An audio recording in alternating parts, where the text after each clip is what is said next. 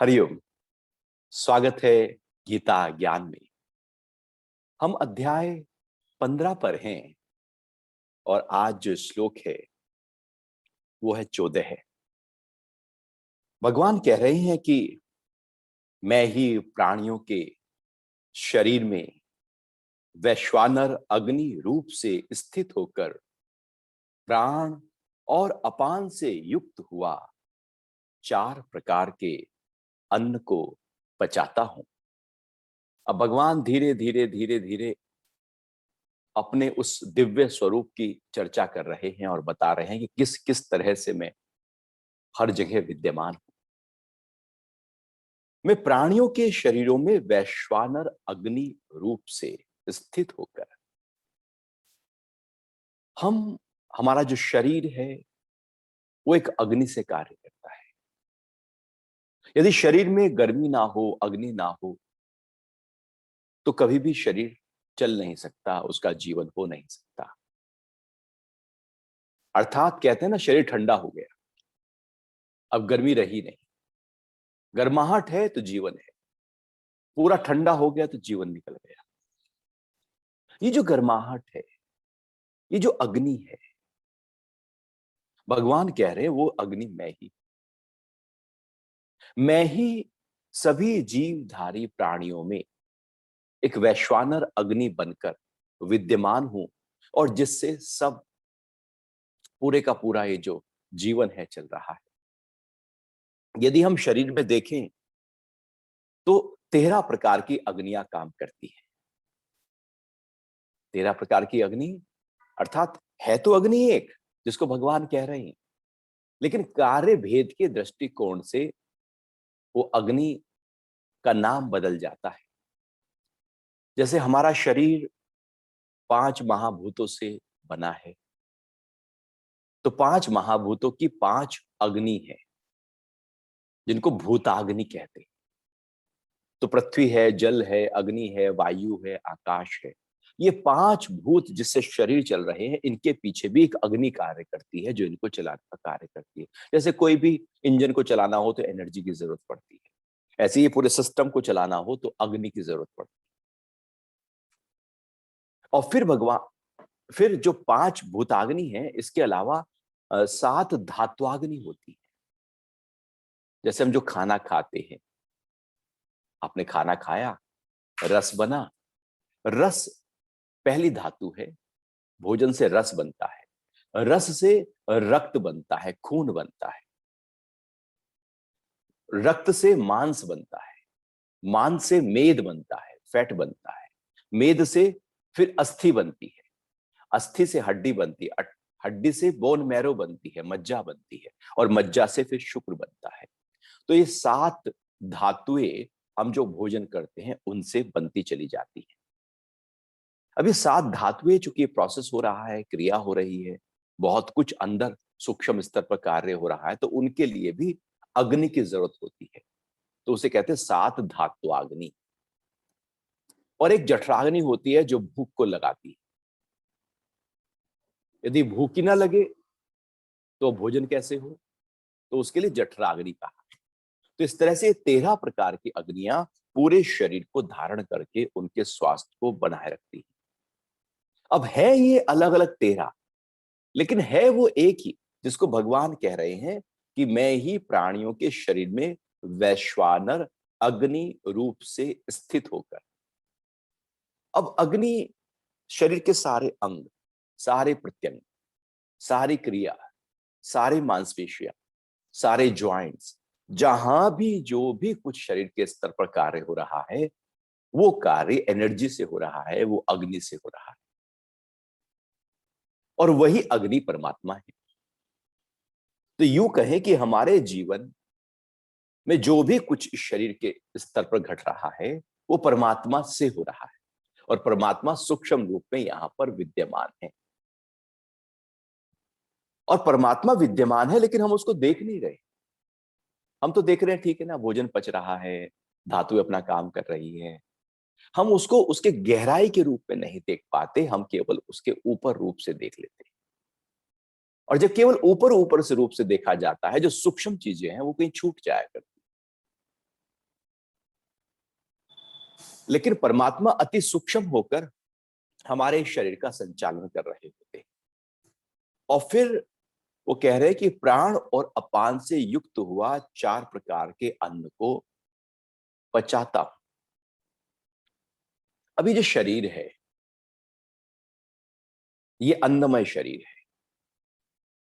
हमारे 5 कोश होते हैं, अन्नमय कोश, मनोमय कोश, प्राणमय कोश, विज्ञानमय कोश और आनंदमय कोश। अन्नमय कोश का मतलब है कि वो शरीर जो अन्न से बढ़ता है, हम कुछ खाते हैं उसी से शरीर का निर्माण होता है। जो लगातार खाने पीने से शरीर की वृद्धि होती है, वो जो शरीर उससे वृद्धि करता है उसको अन्नमय कोश कहते हैं। फिर एक हमारे मन के स्तर पर विचार चलते हैं, उसको मनोमय कोश कहते हैं। और एक प्राण की क्रिया चलती है, उसको प्राणमय कोश कहते हैं। एक बुद्धि के निर्णय होते हैं, उसको विज्ञानमय कोश कहते हैं। और एक ब्लिस की अनुभूति होती है, वो आनंदमय कोश है। ये 5 कोश आत्मा के हैं। इसमें सबसे पहला जो सबसे बाहर का आवरण है आत्मा का, वो है अन्नमय कोश। और जो अन्नमय कोश है ये अन्न से चलता है। अन्न जो प्रकृति से मिलता है, हम जो खाना खाते हैं, भोजन करते हैं, उसी से शरीर का निर्माण होता है। और भगवान यहां पर और गहरी बात कर रहे हैं। वो कह रहे हैं हम जो भोजन करते हैं, कोई भी हम भोजन, कुछ भी आप खाओ पियो, तो 4 प्रकार का ही होता है। 4 प्रकार का अन्न है, उसको भगवान कह रहे हैं मैं ही पचा देता हूं। अभी 4 प्रकार का कौन सा हो गया? ये कौन सी नई बात आ गई? तो सबसे पहला है भक्ष्य। भक्ष्य मतलब जो दांतों से चबाकर खाया जाए। जैसे रोटी है, पराठा है, कोई भी सॉलिड चीज है, आप उसे दांतों से चबा रहे हैं और उसको फिर लुगदी बना रहे हैं, उसमें सलाइवा को मिक्स कर रहे हैं, लेकिन दांतों से बहुत ज्यादा मेहनत होती है। इसलिए कहते हैं भोजन को ऐसे चबाओ कि वो पीने लायक हो जाए, ऐसे खाओ कि पी रहे हो, ऐसे पियो कि खा रहे हो। तो जिस भोजन में दांतों का प्रयोग सबसे ज्यादा होता है, चबाकर उसको लुगदी बनाया जाता है, बारीक और पीसा जाता है, वो जो भोजन है वो भक्ष्य कहलाता है। तो जितना भी सॉलिड डाइट है वो सब भक्ष्य में आती है। इसलिए जब शरीर बीमार हो तो ऐसे में जो भक्ष्य है, अर्थात जो सॉलिड डाइट है, जिसमें बहुत दांतों का काम है, मेहनत है, वो भोजन हम नहीं करते। हम फिर लिक्विड डाइट लेते हैं जिसमें दांतों का काम कम। तो पहला जो भोजन है, अन्न है, जो हम खाते हैं, वो खाते हैं भक्ष्य, रोटी सॉलिड। फिर भोज्य, एक लिक्विड डाइट होती है, आप एकदम पी लेते हैं गट गट गट करके। आपने पानी एकदम पी लिया, दांतों का कोई काम ही नहीं है। आपने जूस का गिलास लिया, एकदम पी गए। दूध का गिलास लिया, एकदम पी गए। आप एकदम पी रहे। तो जो एकदम पिया जा रहा है, जहां पर दांतों का कोई काम नहीं है, वो एक दूसरा अन्न का प्रकार आ गया। ऐसे ही एक तीसरा अन्न का प्रकार होता है जो चूसा जाता है। भोजन वही है। अब जैसे आम है, अब आप उसको चूस रहे हो, चूसने वाला आम। जैसे चटनी है, जैसे चाट है, आप उसे चूस रहे हो। जैसे अ, गन्ना चूस रहे हो। तो जो चूसने की क्रिया जिससे हो रही है, वो जो अन्न है वो तीसरे प्रकार का अन्न होता है। और चौथे प्रकार का अन्न लेही होता है, वो चाटने की क्रिया होती है। जैसे आप शहद को चाट रहे हैं, चटनी को चाट रहे हैं। जो चाट रहे हैं, चूस रहे हैं, निगल रहे हैं, चबा रहे। तो चबाना, निगलना, एकदम गटगट करके पानी की तरह पी जाना। चूसना, किसी चीज को चूसना, जैसे गन्ने को चूस रहे हैं। और आप जो चौथा प्रकार का हो गया उसको चाट रहे हैं। तो भगवान कह रहे हैं इन 4 प्रकार से जो भी प्राणी भोजन करता है, और हम 4 ही प्रकार से करते हैं। चारों प्रकार जो भोजन के हैं वो शरीर के अंदर जाएंगे। ये चारों प्रकार केवल मुंह के स्तर तक तो एक ही कार्य करते हैं, उसके बाद जाकर एक हो जाते हैं। मुख तक जब तक आपने निगला नहीं, तब तक उसका एक प्रकार है। मतलब तब तक उसके 4 प्रकार हैं, और निगलते ही उसका एक प्रकार हो जाता है। तो समझने के दृष्टिकोण से वो अर्जुन को बता रहे हैं, देखो तुम 4 प्रकार से भोजन करते हो, तो चारों प्रकार का भोजन पचाता मैं हूं। अभी जो पचाने की क्रिया है ये बड़ी महत्वपूर्ण है, क्योंकि यदि भोजन पचा ही नहीं तो शरीर को लगेगा कैसे, फिर शरीर चलेगा कैसे, और फिर वो जो भोजन हमने किया उससे 7 धातुएं बनी, रस रक्त मांस मेद अस्थि मज्जा शुक्र, और उसी भोजन से ये जो 5 धातु 5 महाभूत हैं, इनसे हम और ज्यादा वृद्धि को प्राप्त हुए। तो इस तरह से पूरी शरीर की चयापचय क्रियाएं, जितना भी क्रियाकलाप शरीर के स्तर पर हो रहा है, भगवान कह रहे हैं मेरे द्वारा होता है। और फिर एक बात और कह रहे हैं कि प्राण और अपान ये भी मेरे से ही होता है। प्राण और अपान को ऐसे समझें जैसे भोजन है, उसको आपने खाया और मल के रूप में अब उसका वेस्ट प्रोडक्ट बाहर निकलता है। क्योंकि जो खाते हैं ऐसा थोड़ी कि सारा लग जाता है, उसमें एक छोटा सा हिस्सा तो शरीर को लगता है, बाकी हिस्सा मल के रूप में हम बाहर निकाल देते हैं। और कई बार तो हम शायद 10% ही, कुछ चीजें ऐसी होती हैं जो 5-7% ही बॉडी में डाइजेस्ट होती हैं, जैसे सॉलिड कैल्शियम टाइप। कुछ चीजें ऐसी होती हैं जो ज्यादा, और कुछ अधिकतर 17-18% ही हम भोजन को शरीर में रख पाते हैं, बाकी वो सब मल के रूप में निकलता है। और जितना ज्यादा भोजन करते हैं मल की मात्रा भी उतनी ज्यादा बढ़ जाती है। जितना कम भोजन होता है मल की मात्रा उतनी कम होने लगती है और शरीर को उतना ज्यादा लगने लगता है। महत्वपूर्ण ये नहीं कि हम कितना खा रहे हैं, महत्वपूर्ण है कि हमारा सिस्टम कितना पचा पा रहा है। वो जो परमात्मा अग्नि रूप में भोजन को पाचन क्रिया कर रहे हैं, वो किस तरह से सक्रिय है, कितनी वो अग्नि सक्रिय है। तो महत्वपूर्ण हो जाता है कि हम कितना पचा पा रहे हैं। तो जितना हम पचा लेते हैं वो तो शरीर को लग गया। अब जो बच गया वो हम सुबह को मल और मूत्र के रूप में, किडनी में मूत्र इकट्ठा हो जाएगा और फिर वो धीरे से बाहर यूरिनरी ब्लैडर में इकट्ठा होकर निकल आएगा। ऐसे ही बड़ी आंत में और फिर मलाशय में मल इकट्ठा हो जाएंगे और वो बाहर निकल जाएंगे।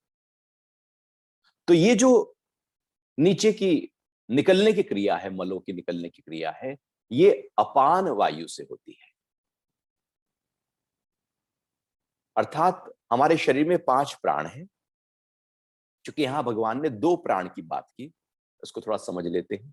5 प्राण हैं। एक है नासिका से लेकर हृदय तक, इसको प्राणवायु कहते हैं। हृदय से लेकर नाभि तक समान वायु, नाभि से लेकर पैर के अंगूठे तक अपान वायु, जिसकी बात भगवान कर रहे हैं। और गले से लेकर सिर तक उदान वायु, और पूरे शरीर में फैली हुई है व्यान वायु।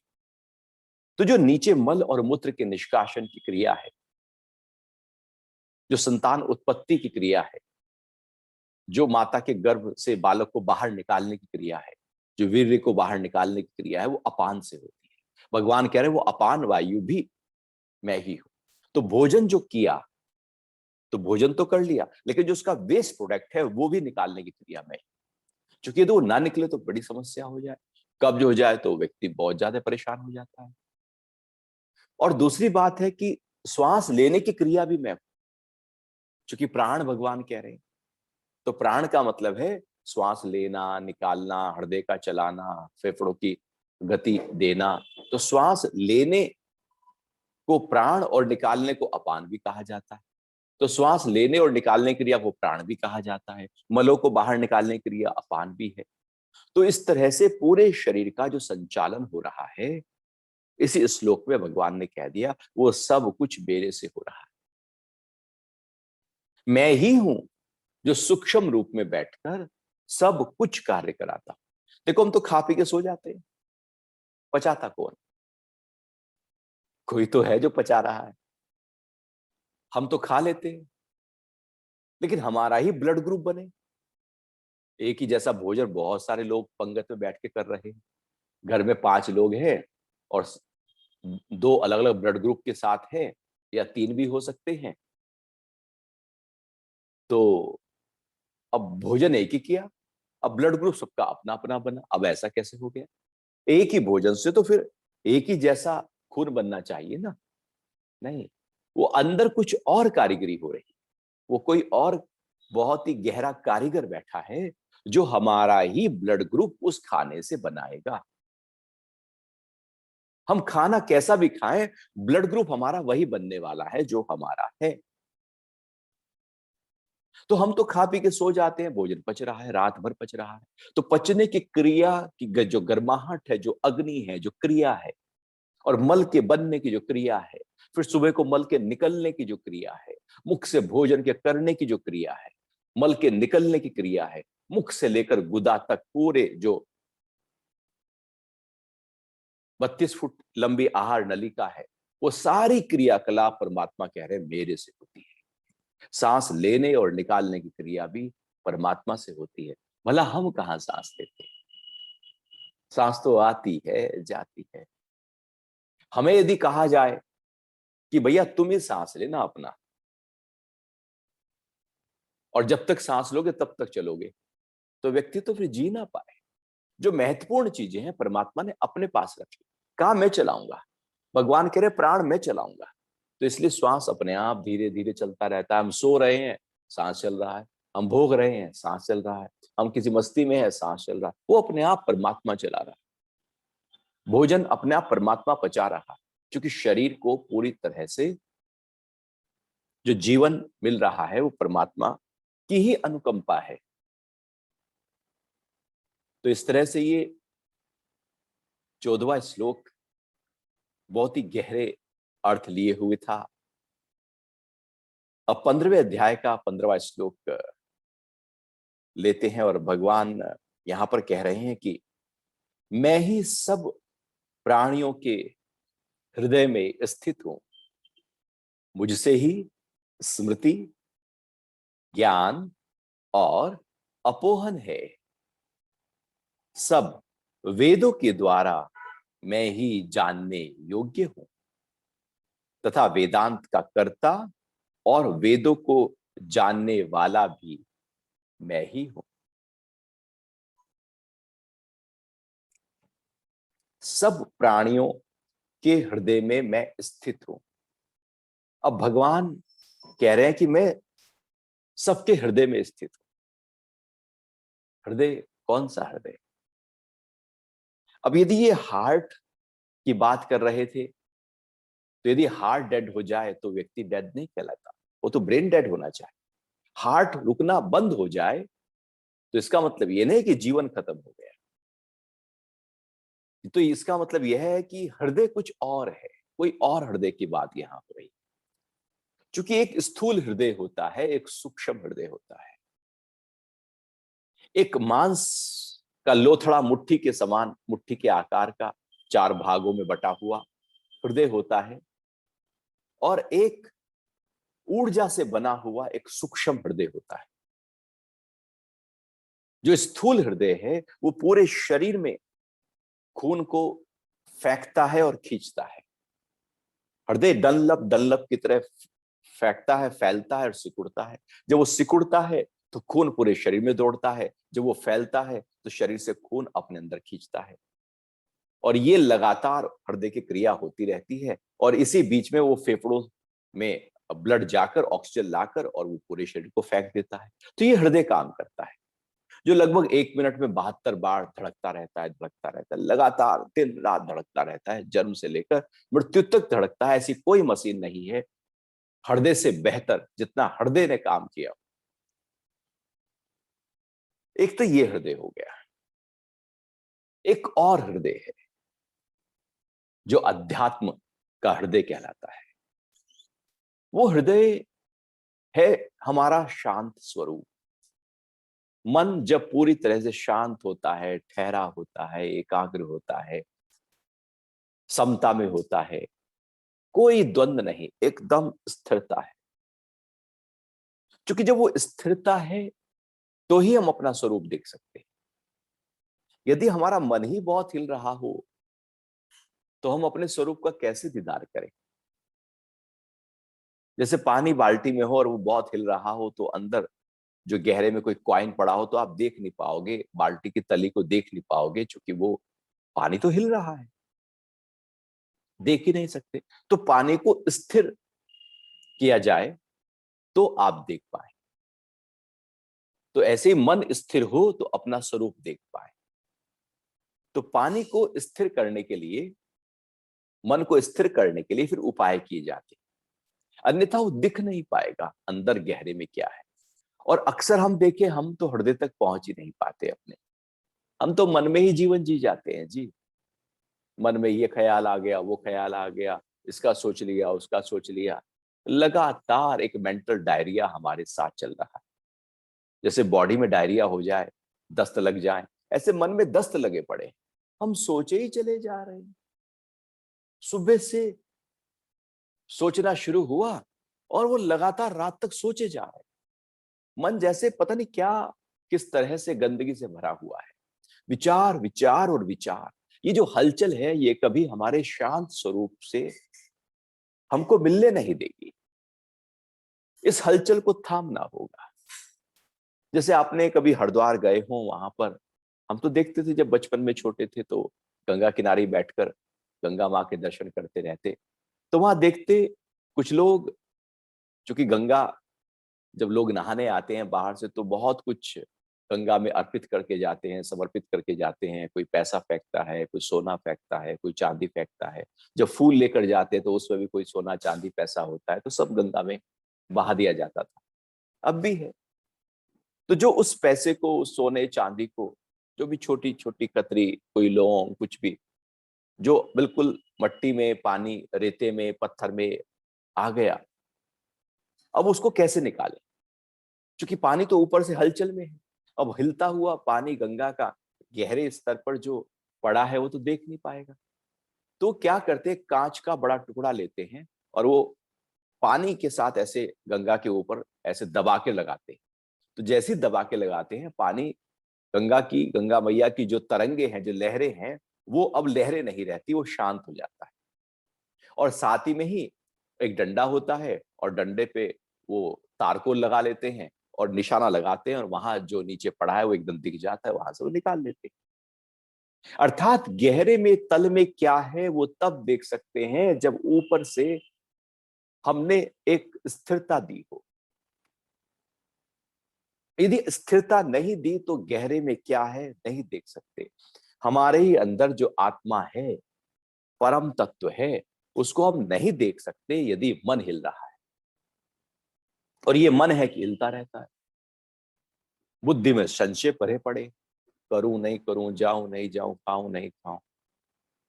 इतनी हलचल, इतनी हलचल कि हम अपने भीतर को नहीं देख पाते। हृदय है मन की शांत अवस्था का नाम। जब पूरी तरह से शांति समा जाए उसको हृदय कहते हैं। और वही द्वार है आत्मा तक पहुंचने का। तो हृदय जब हमारा खुलता है, अर्थात जब हमारा मन शांत होता है, तो जो एनर्जी है वो अंतर्मुखी होनी शुरू हो जाती है। जब हृदय बंद होता है तो मन मेंटल डायरिया हो जाता है। और जब मन शांत होता है तो एनर्जी धीरे धीरे हृदय को खोल देती है और हृदय के माध्यम से हम अपने ही स्वरूप का अनुभव करने लगते हैं। तो भगवान कह रहे हैं, मैं हृदय में स्थित हूं, मैं ही सब प्राणियों के हृदय में स्थित हूं। तो यदि परमात्मा को अनुभव करना है तो हृदय को तो अपने समझना होगा, जानना होगा, हृदय में तो अपने आप को लाना होगा। और हृदय है शांत स्वरूप। अब आप बताओ, हम जब ध्यान में बैठते हैं तो क्या करते हैं? आप भी ध्यान में बैठे होंगे तो क्या करते हैं उसमें? सारी हलचलों को थामते ही तो हैं कि जो भी हलचल जहां भी जिस रूप में हो रही है, शरीर के स्तर पर हो रही है, इंद्रियों के स्तर पर हो रही है, मन के स्तर पर हो रही है, बुद्धि के स्तर पर हो रही है, विचारों, ख्यालों, जिस भी स्तर पर हलचल हो रही है, सब कुछ थाम दिया जाता है। जब सब कुछ थम जाता है तो फिर एक शांति का अनुभव होता है और उस शांति में परमात्मा विद्यमान होते हैं। वो शांति ही द्वार बन जाता है उस परमात्मा को अनुभव करने का। तो हृदय में परमात्मा है।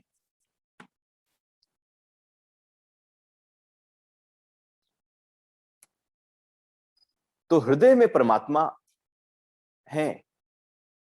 यदि हृदय में परमात्मा नहीं है, या यूं कहें कि हम हृदय को ना अनुभव कर पाए, तो हम परमात्मा को अनुभव नहीं कर सकते। परमात्मा का अनुभव बहुत ही शांत अवस्था में हो सकता है, बहुत ही भगदड़ में परमात्मा का अनुभव कभी हो नहीं सकता। इसलिए परमात्मा शांत हृदय में ही अनुभव किए जा सकते हैं। और यदि शांत हृदय ना हो तो परमात्मा का अनुभव हो ही नहीं सकता। इसलिए भगवान ने कहा कि मैं हृदय में स्थित हूं। अब हृदय में स्थित होना बहुत ही एक अनूठी बात है। यदि हम हृदय में अपने को लेकर जाएं तो हम हृदय में परमात्मा की दिव्यता को अनुभव कर सकते हैं, अन्यथा हम परमात्मा की दिव्यता को अनुभव नहीं कर सकते। तो परमात्मा हृदय में विराजित हैं और हमारा हृदय ही बंद है। हमें अपने हृदय को खोलना होगा। इसके लिए सारी साधना है, सारी तपस्या है, सारा ध्यान है, सारे अध्यात्म की अनूठी प्रक्रियाएं अपने हृदय को खोलने के लिए ही हैं। हृदय नहीं खुला तो फिर तो हम जगत की तरफ है। खुला हुआ हृदय हमको परमात्मा की तरफ लेकर जाता है।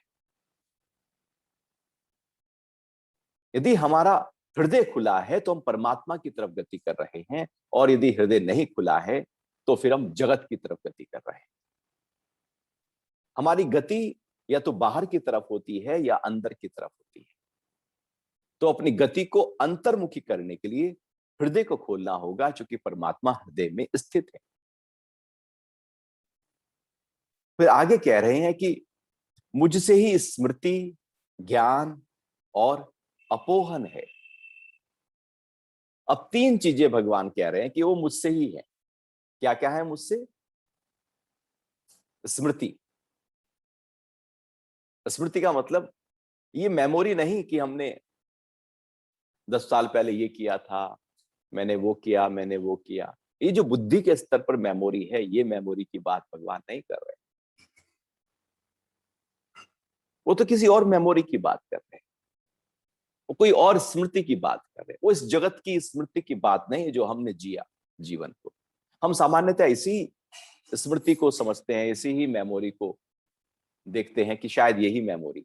भगवान कह रहे हैं स्मृति अर्थात अपने को स्मरण करो कि ओरिजिनली आप कहां से आए हो।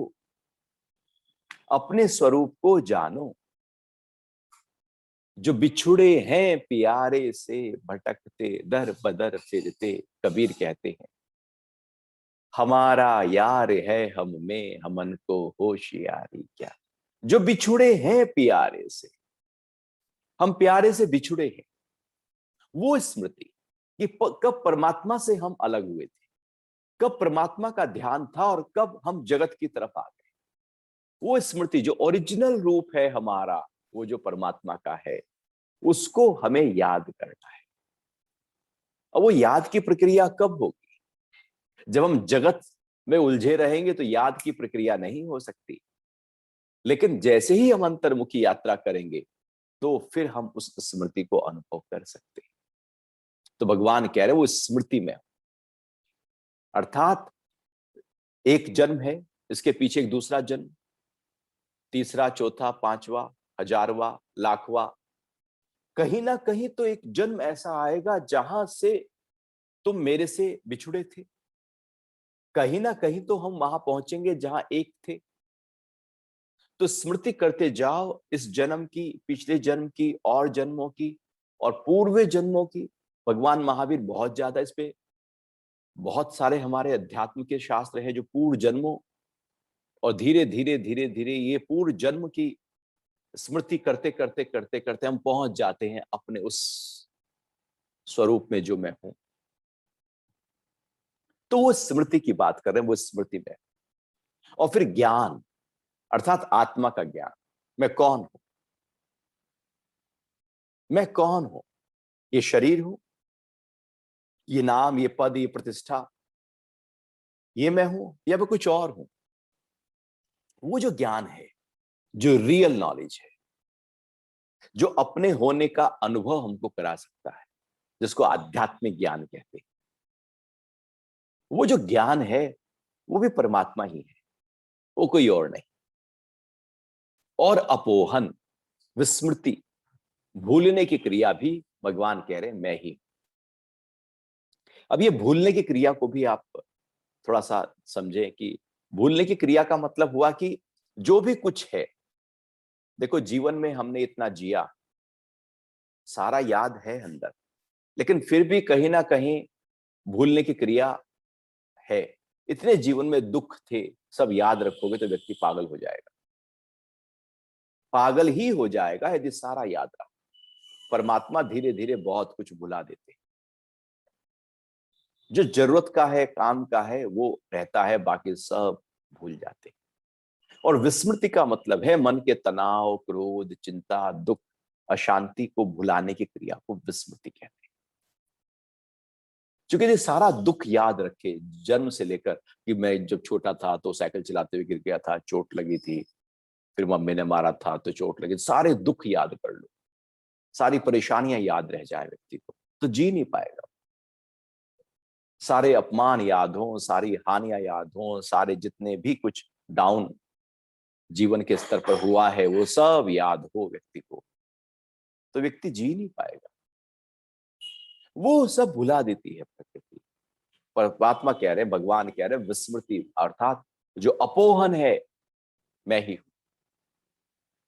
तभी तो हमारा जीवन आगे चल सकता है। यदि जो काम का है उसको याद करो, जो काम का नहीं उसको भुला दो। एक स्मृति है, एक विस्मृति है। याद करना है अपने ओरिजिनल स्वरूप को और भुला देना है उसके अलावा जो है सब कचरे।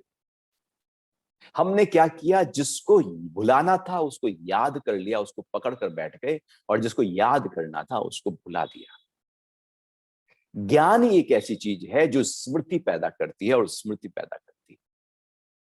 हमारे जीवन में विस्मृति होनी चाहिए, अर्थात जगत के ख्यालों की विस्मृति होनी चाहिए। जब हम ध्यान में बैठते हैं तो ध्यान में तो विस्मृति हो जाती है ना सर, और स्मृति की तरफ जाते हैं हम कि मैं कौन हूं। तो स्मृति भी हो, विस्मृति भी हो।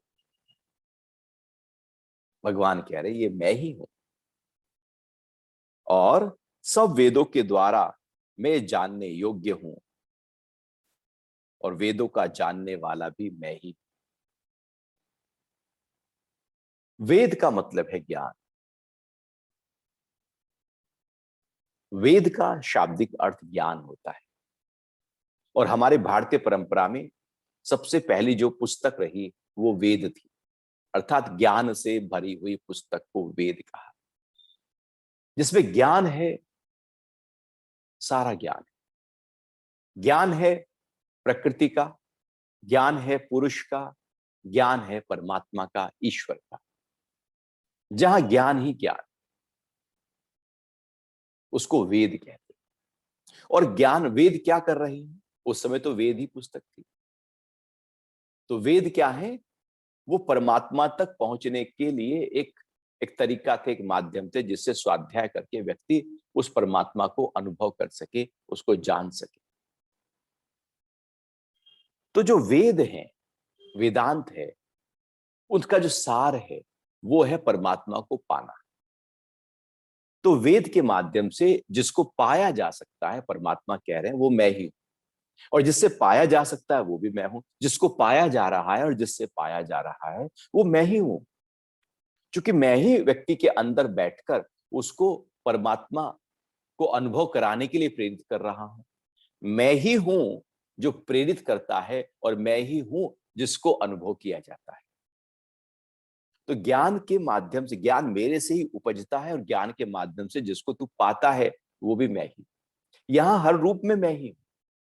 ये शरीर का संचालन मेरे से होता है, ये प्रकृति, ये औषधियां, ये सूरज, ये चांद, ये अग्नि, ये सब कुछ मेरे से हो रहा है।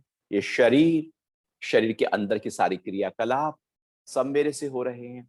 सारी नॉलेज मेरे से हो रही है, सारी रियल मेमोरी मेरे से हो रही है।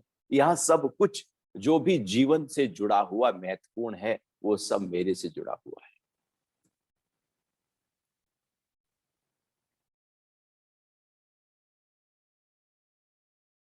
तो वेदों के द्वारा मैं ही जानने योग्य हूं, तथा वेदों को जानने वाला भी मैं ही हूं।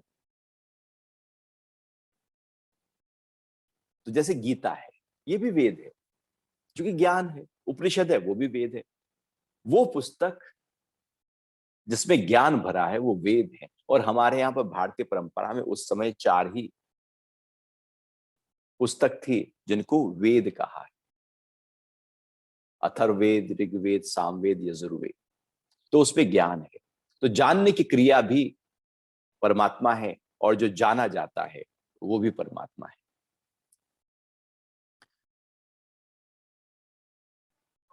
तो इस तरह से भगवान फिर आगे 16वें श्लोक में बता रहे हैं कि इस लोक में क्षर और अक्षर, ये 2 प्रकार के पुरुष हैं।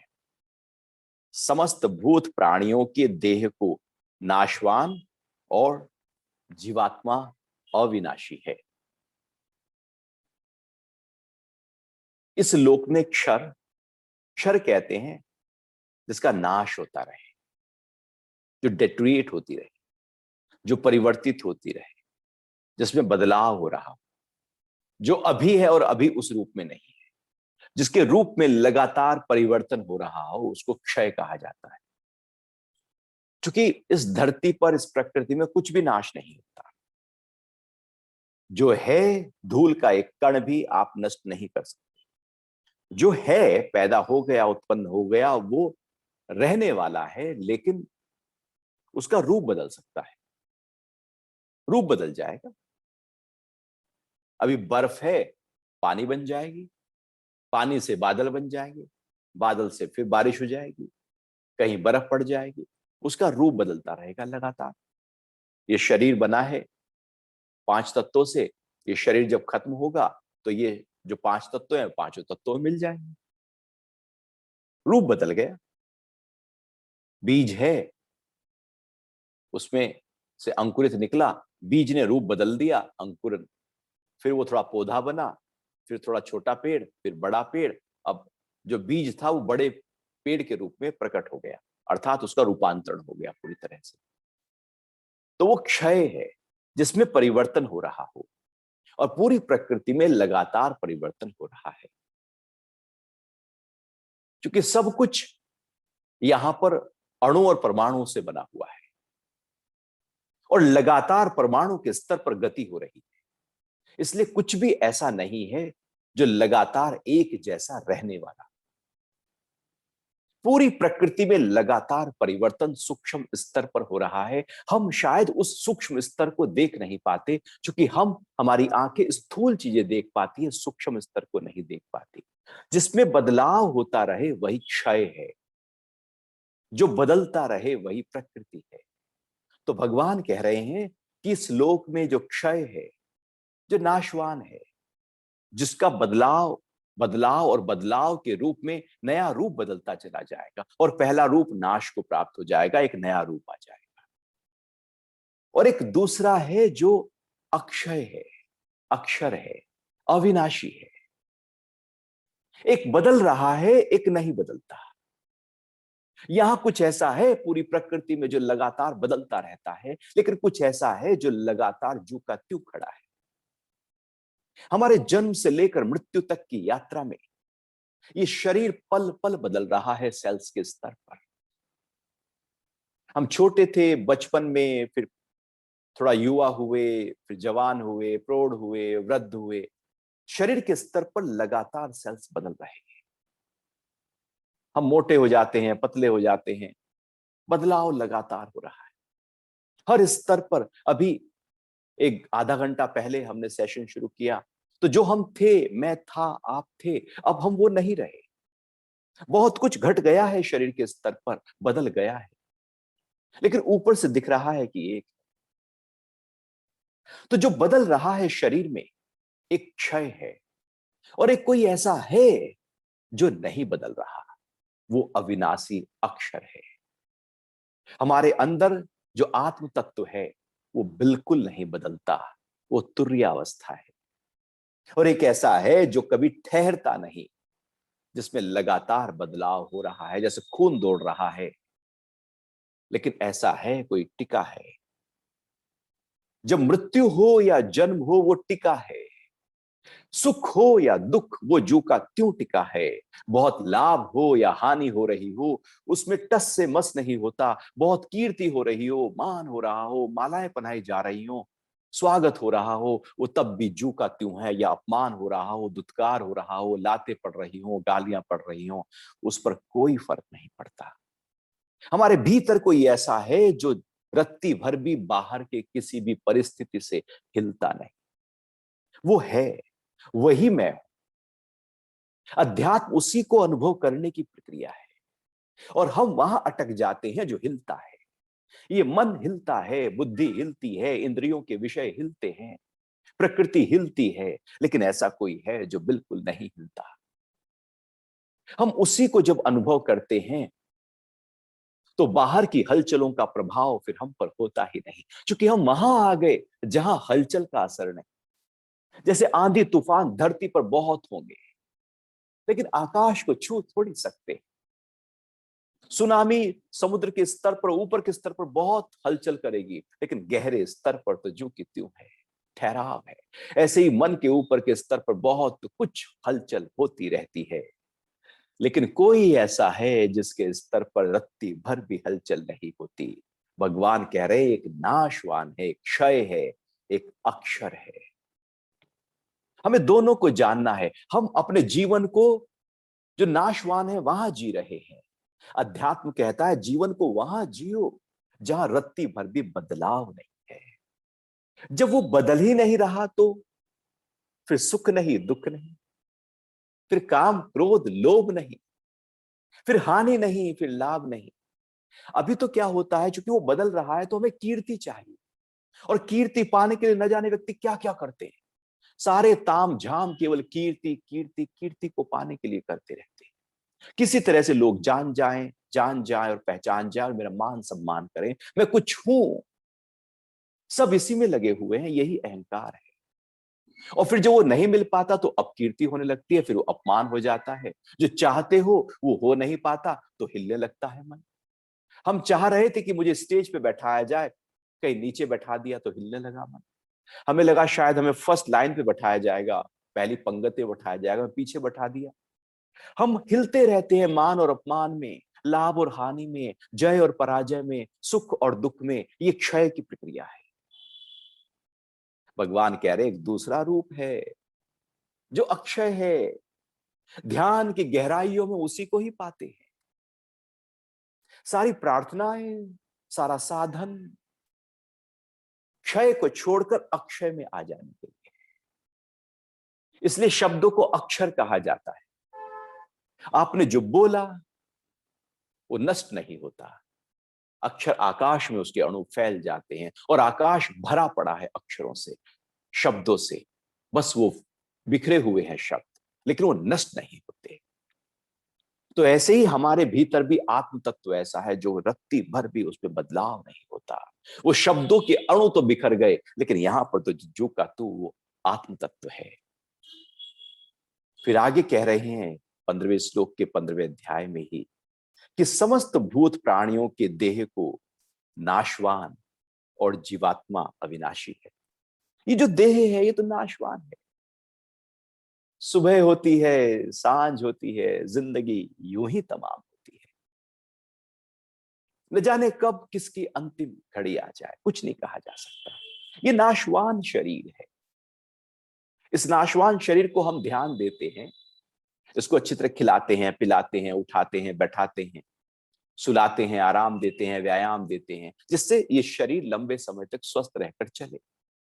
आप योग के आसन करेंगे, आप अपनी डाइट को अच्छा रखेंगे, ऑर्गेनिक लेंगे, मन को शांत करेंगे, नींद की क्वालिटी को बेहतर करेंगे, नींद के समय को ठीक करेंगे, अपने कर्मों को ध्यान देंगे, उसमें समता लेकर आएंगे, प्रेम करेंगे, मुस्कुराहट लेकर आएंगे, खुशी लेकर आएंगे, सब में भाईचारा देंगे, सबकी भलाई का भाव करेंगे, सब कुछ बेहतर से बेहतर कर लिया जाए, शरीर तब भी जाएगा।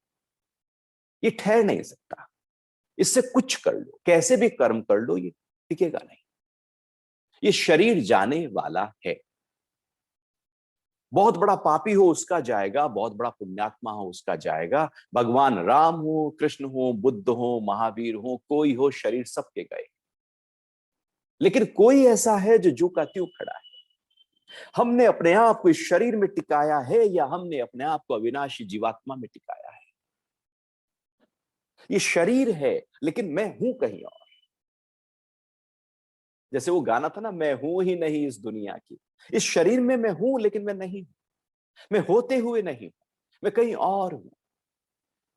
बुद्ध शरीर में है लेकिन शरीर में नहीं है, उन्होंने तो अपनी उस चेतना को अनुभव किया है। महावीर का शरीर है लेकिन वो शरीर में नहीं है। हम बॉडी कॉन्शियसनेस में रहकर दुखी सुखी होते रहते हैं, लेकिन एक ऐसी अवस्था है जो ज्ञान से पाई जा सकती है, ध्यान से पाई जा सकती है, गुरु कृपा से पाई जा सकती है, जो अविनाशी है।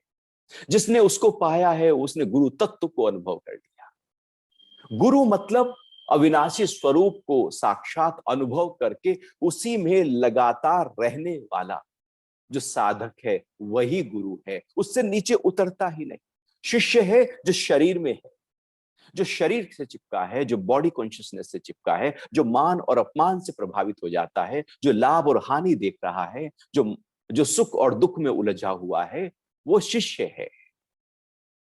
ज्ञान कितना भी हो जाए, वो तो सब शब्द है, वो तो उपनिषद है, वो तो वेद है, वो तो शब्द इकट्ठा कर लिए हम। वो शब्द ज्ञान थोड़ी होते, उन शब्दों से आत्मा का कोई लेना देना नहीं। आत्मा का अनुभव होता है, आत्मा शब्दों से बड़ी परे है। हम शायद ऐसा सोचते हैं कि कुछ हमने श्लोक याद कर लिए, वेद के मंत्र याद कर लिए, कुछ उपनिषद की संहिता याद कर ली, कुछ मंडल याद कर लिए, तो हम बड़े ज्ञानी हो गए। वो तो बुद्धि का विषय था। आपने ये याद कर लिए, किसी ने गाली याद कर ली, किसी ने कुछ और याद कर लिया, किसी ने कुछ और याद कर लिया, बुद्धि के स्तर पर याद किया।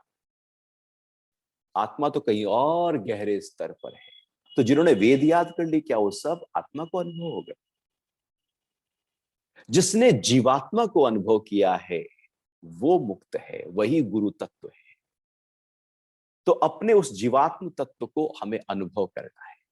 वो एक अनूठी प्रक्रिया है। भगवान कह रहे हैं ये शरीर तो जाएगा, लेकिन ऐसा कोई है जो नहीं जाएगा। जिसने उसको पकड़ा है वही मुक्त है, और जो शरीर को पकड़ कर बैठा है वही जन्म और मरण के बंधन में है। जन्म और मरण लगातार उसका है ही है, चूंकि उसने देह को पकड़ा है। तो इस तरह से ये बहुत ही अनूठा श्लोक यहाँ पर पूर्ण हुआ। इससे आगे के श्लोक फिर हम अगले सत्संग में चर्चा करेंगे, अभी समय हो रहा है प्राणायाम के अभ्यास का। प्राणायाम एक अनूठी प्रक्रिया है।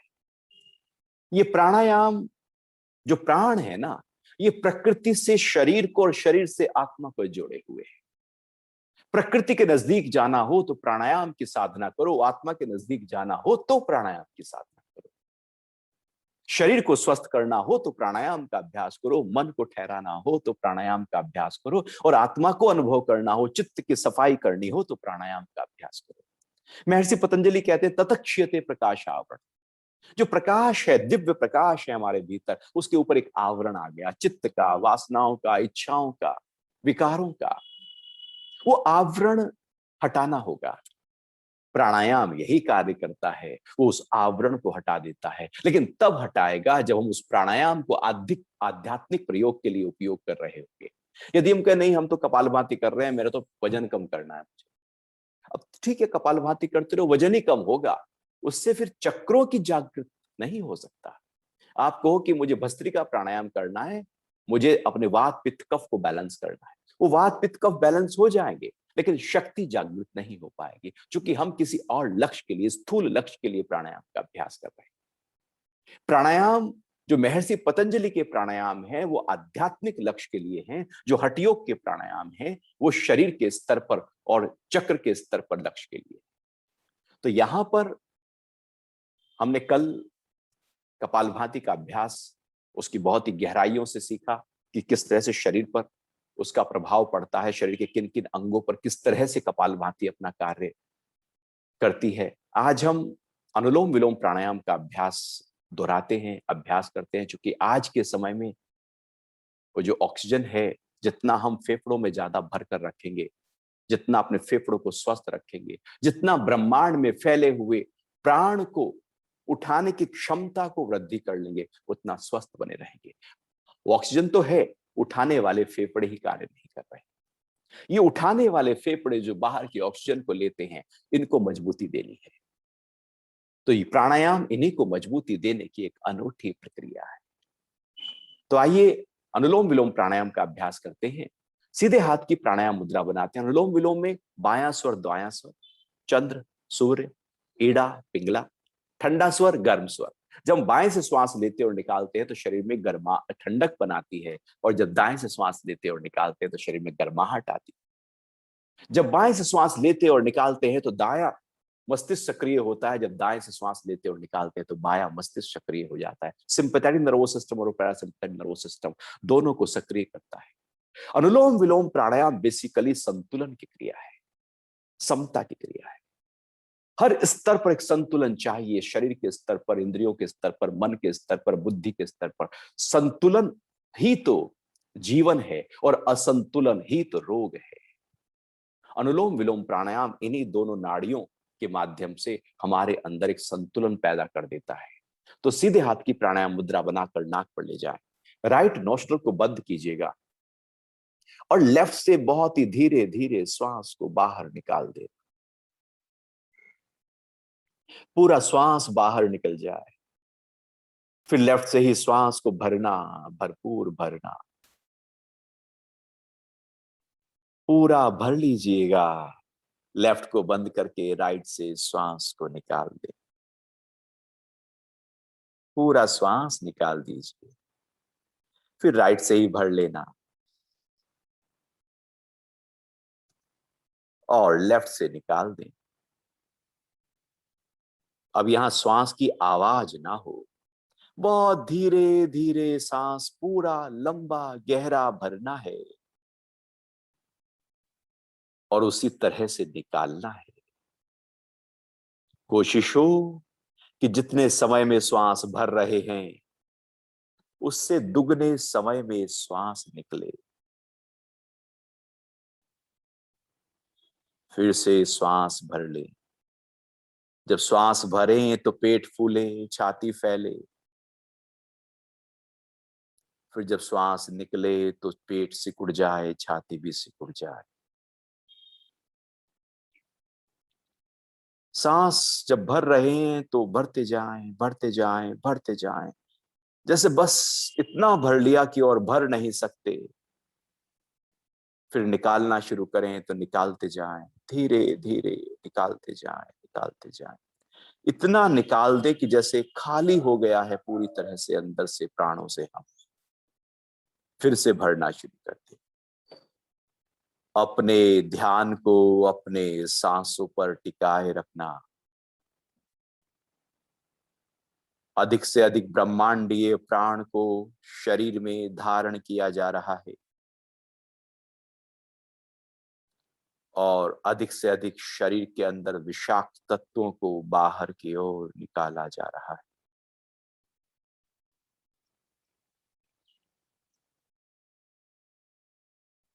करते जाएं, भरते जाएं अभ्यास को। फेफड़े स्वस्थ होने लगेंगे। जिनको कोरोना अभी है, बुखार है, वो इस अभ्यास को करके अपने ऑक्सीजन लेवल को बढ़ा सकते हैं। एक सामान्य व्यक्ति यदि अभ्यास करे जिसका ऑक्सीजन लेवल 97, 98, 99 तक रहता है, आप केवल अनुलोम विलोम थोड़ी देर करें, आप फिर से ऑक्सीमीटर में चेक कर सकते हैं 100 हो चुका होगा। ऑक्सीजन लेवल को बहुत ही शीघ्रता से बढ़ाने में यह अभ्यास कार्य करता है। और जिनको कोरोना हो चुका है, अब रिकवरी फेस में है, वो भी इस अभ्यास को करते रहे, चूंकि लंग्स में जो पैचेस आ गए हैं कोरोना के कारण से, वो धीरे धीरे रिकवर करते हैं। लेकिन अनुलोम विलोम प्राणायाम बहुत ही शीघ्रता से उनको रिकवर कर देगा, उनको स्वस्थ कर देगा, ऑक्सीजन को फेफड़ों की छोटी छोटी वायु कूपिकाओं में भर देगा। शरीर में जो कमजोरी आई है, चूंकि यह अभ्यास हमें एनर्जेटिक कर देता है, वो कमजोरी दूर हो जाए। भरते जाना है, निकालते जाना है। तो फेफड़ों को बल देने में, मजबूत करने में, शक्तिवान करने में, रोग से रोकथाम, और जो रोग आ गया है उसको दूर करने में मदद कर रहा है। साथ ही साथ ये हमारे हृदय को, हृदय की मांसपेशियों को आराम पहुंचाता है। एक स्ट्रेस के कारण से हार्ट पर जो लगातार प्रेशर बना रहता है वो दूर होने लगता है। अनुलोम विलोम प्राणायाम पूरे शरीर के छोटे से छोटे अंग प्रत्यंगों में जो तनाव छा गया है, डर के कारण से, तनाव के कारण से, चिड़चिड़ेपन के कारण से, वो दूर होने लगता है। जो सूजन, जो स्वेलिंग, बहुत ही सूक्ष्म स्तर पर सेल्यूलर लेवल पर जो स्वेलिंग आती है, अनुलोम विलोम प्राणायाम से वो भी दूर होने लगती है। धीरे धीरे श्वास को भरना और निकालना। हमारा तनाव, क्रोध, चिड़चिड़ापन, घबराहट, डर, ये जो नेगेटिविटी है, जो हमारा मन हिल गया है, उसको फिर से ताकत देगा, फिर से पॉजिटिविटी, फिर से सकारात्मकता और ऊर्जा से भर देगा यह अभ्यास। लगातार सांसों का भरना और सांसों का निकालना हो रहा है। अपने ध्यान को अपने सांसों पर टिकाए रखना, मन कहीं और भागने न पाए। मन किसी ख्याल में चला जाएगा, आहिस्ता से अपने मन को अपने श्वास पर ले आना। जितना मन प्राण पर टिकेगा, मन उतना शक्तिशाली, शांत, एकाग्र होने लगेगा। बढ़ा हुआ blood pressure, Parkinson, central nervous system के रोग दूर होने लगते हैं। मन और मस्तिष्क के तमाम रोगों को दूर करने में मदद करता है। नींद की क्वालिटी को बेहतर कर देगा। बस एक से भरो, दूसरे से निकालो, दूसरे से भरो, पहले से निकालो। लगातार एक मंथन प्राणों से किया जा रहा है। दोनों ईड़ा और पिंगला नाड़ियों को स्वस्थ और संतुलित किया जा रहा है। पूरे शरीर में फैली हुई 72,000 नाड़ियां, सारे सिस्टम, सब एंडोक्राइन ग्लैंड्स का स्वास्थ्य बढ़ने लगता है। पांचों प्राण, प्राण अपान व्यान उदान समान स्वस्थ होने लगते हैं। अन्नमय कोश, मनोमय कोश और प्राणमय कोश पर सीधा प्रभाव पड़ने लगता है, जिससे हम विज्ञानमय और आनंदमय कोश को अनुभव करने लगते हैं। अंत में राइट से श्वास भरकर लेफ्ट से निकाल देना। अनुलोम विलोम प्राणायाम में बाएं ईड़ा नाड़ी से, बाएं स्वर से, लेफ्ट नोस्ट्रल से स्टार्ट करते हैं और एंड भी लेफ्ट पर ही आकर कर देते हैं। हाथ को नीचे लाकर बंद आंखों के साथ बैठे रहे। बैठे रहे अपने साथ,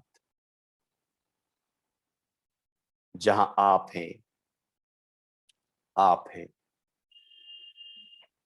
जहां केवल आप हैं, किसी और का ख्याल नहीं। यदि ख्याल आ भी जाए तो आहिस्ता से अपने ध्यान को अपने माथे के बीच में ले आए। कोई विरोध ना हो विचारों से, एक सहजता लिए हुए बैठे रहना।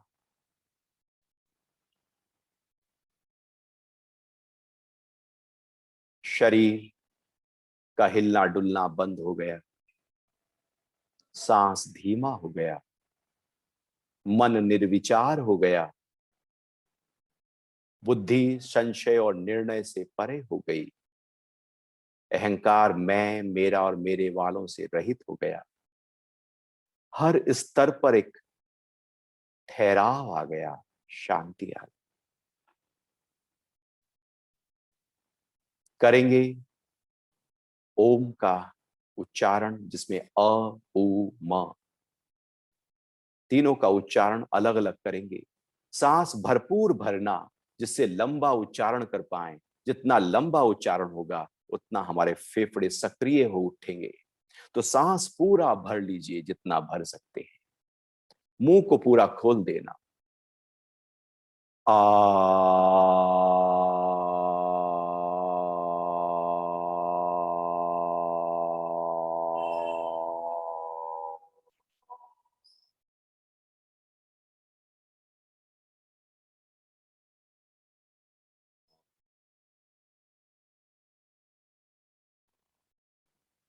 फिर से श्वास भर लें, इस बार ऊ का उच्चारण करेंगे होठों को गोल घुमाकर। ऊ।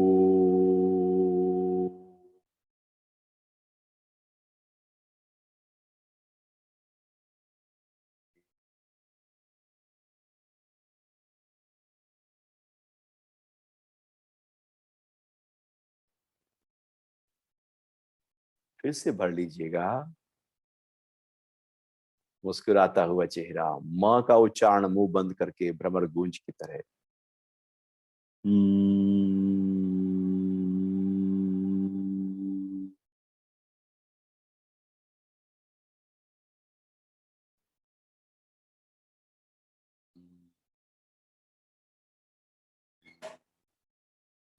फिर श्वास भरें, इस बार पूरा ओम, पहले अ, उ और फिर मा। आ।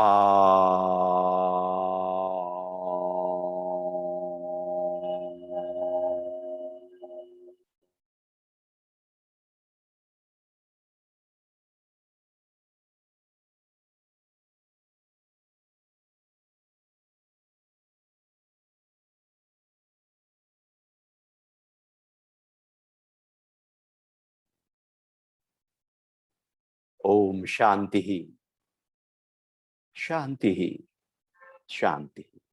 हथेलियों को आहिस्ता से रगड़ लें आपस में, गर्म कर ले रगड़ कर। ऊर्जा का संचार हथेलियों की तरफ होने दें।